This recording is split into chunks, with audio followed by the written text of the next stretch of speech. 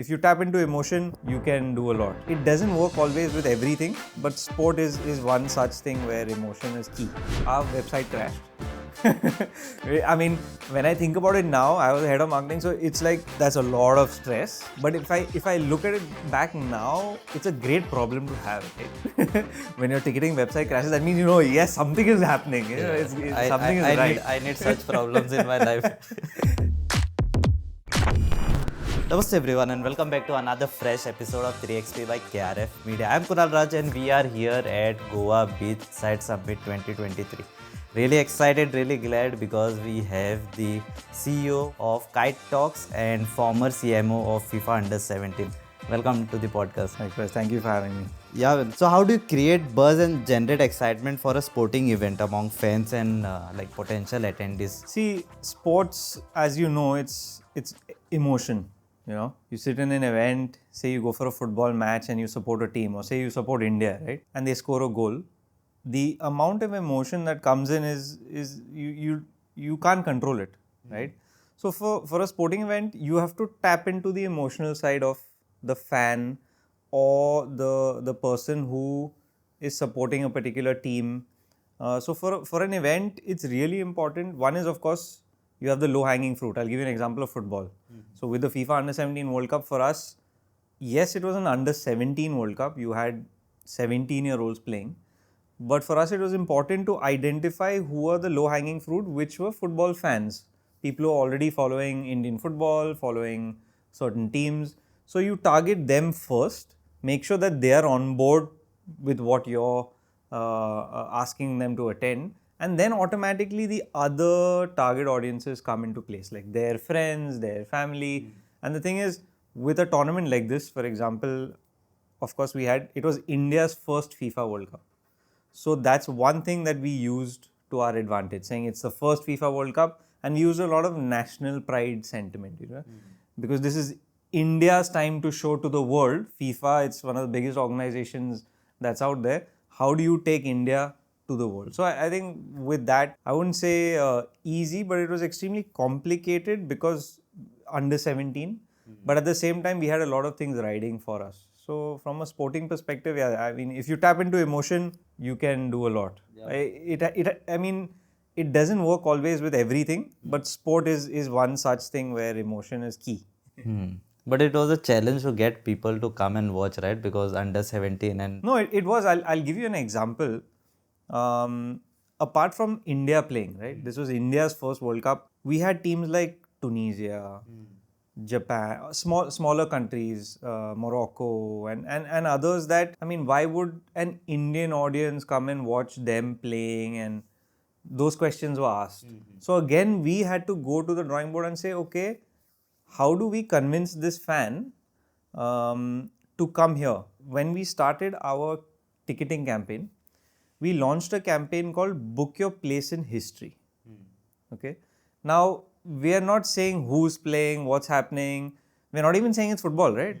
We're saying book your place in history. That means this is an event that is historic, right? Which it was. It was the first FIFA World Cup in India. So we said book your place in history. Now, automatically, obviously the football fans were excited, and then the others also realized, it's going to be big. Whether we are watching India, whoever, let's go. It'll be great. We'll create history. Exactly. Yeah. And so we want to be part of it. So you have to create that FOMO and also create that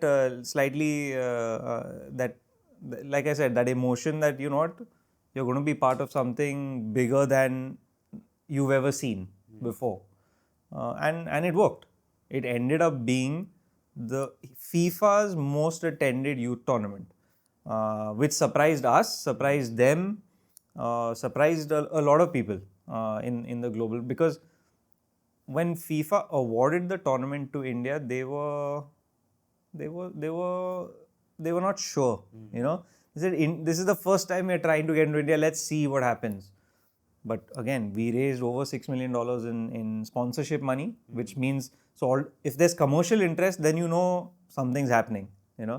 And then, of course, with the spectators, it ended up being a fantastic tournament. That emotion angle, what you put now, there has been any case where it has, backfired or something? it backfires if the result is not good. See, for us on the ground, we knew that the Indian team was okay, right? We were not going to win the tournament, or we were not going to maybe even win a match. So we knew that, but we couldn't say that. We can't tell the audience, listen, your Indian team is going to fail, right? We have to still say, again, book your place in history and all that. So for us, I wouldn't say it backfired. Yes, the fans were disappointed by the Indian team's performance, but still the atmosphere and everything that they experienced at the game was something like nothing else. Like I'll tell you the game where India played Colombia. That was this kid back then, 17-year-old Jackson Singh. He scored India's first goal in a FIFA tournament, right? And I was there in the stadium, 45,000 people in Delhi. It was mental. The atmosphere was unreal. The noise, you couldn't hear yourself think. So just that experience, we lost the game eventually, but just that moment, right, of those 2-3 minutes, I'm getting goosebumps thinking about it. You created history already. So, can you share any unique or innovative marketing tactics you have been used apart from the emotion part? What you have told? So we did something quite actually interesting where, again, actually I'll go back to our ticketing launch.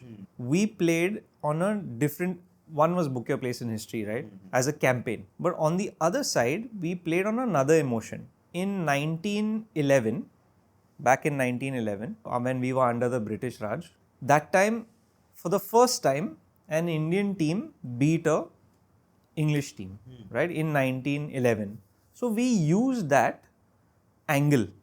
People knew this because it always comes every time the date arrives. They talk about it, and oh, this was the first time Indian team, Mohan Bagan at that time, because they're a more than 100-year-old football club in Kolkata, beat East Yorkshire Regiment.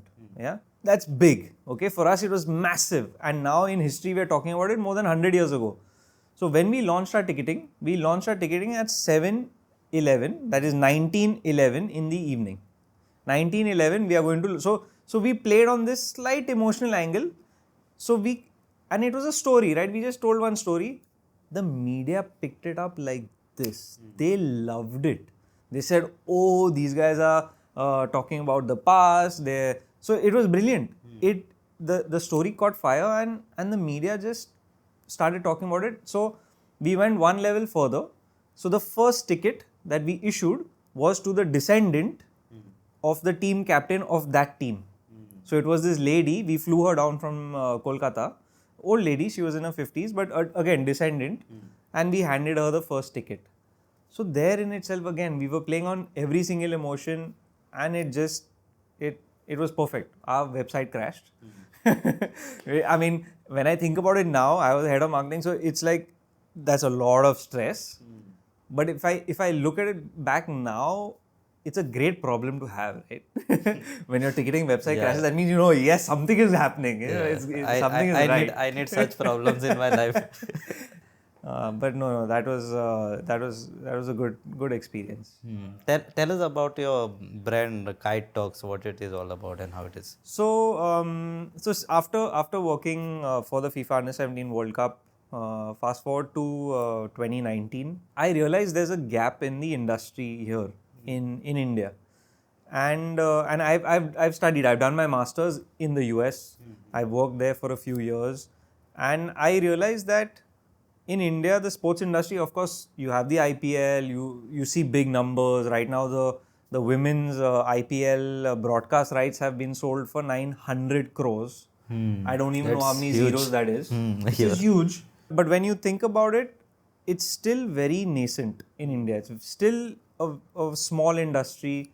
So I realized that having studied abroad, there are gaps that we could fill, okay, in terms of knowledge. How do we fill these knowledge gaps, and how do we bring some of the training and learnings from outside India, because there are many examples across the world, and bring them to professionals here. So our big goal is to host a huge 3-day workshop driven, conference, that is sports business related.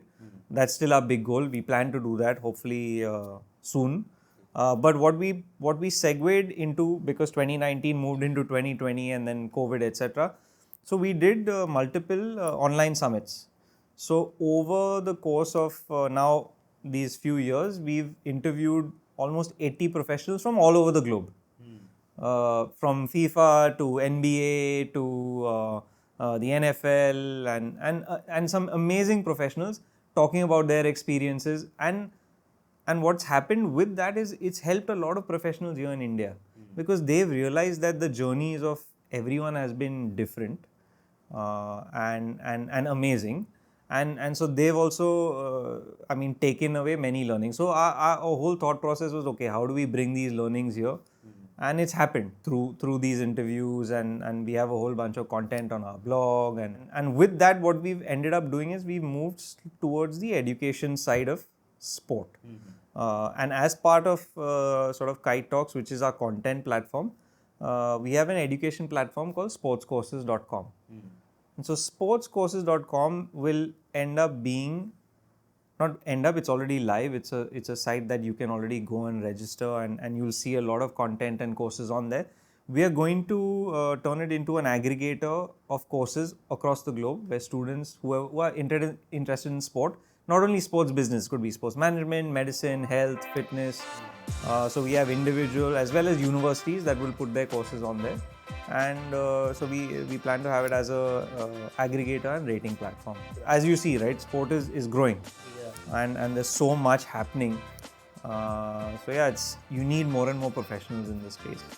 As you say, sport unifies all. Exactly. It does. And it's amazing.